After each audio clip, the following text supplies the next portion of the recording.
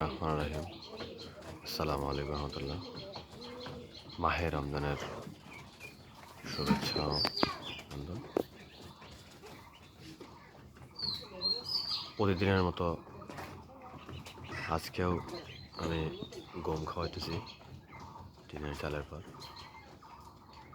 দেখেন সুন্দরভাবে খাচ্ছে, ওখানে দেই, আবার টপেও খাওয়াই, কিন্তু শখ হলো যে টিনের চালের পর খাওয়াবো, জন্য টিনের চালের পর দিয়েছি।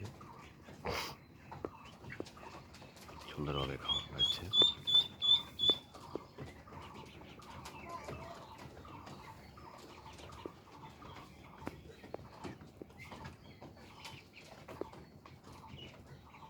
একে একে সবাই ভাত দিতেছে আবার।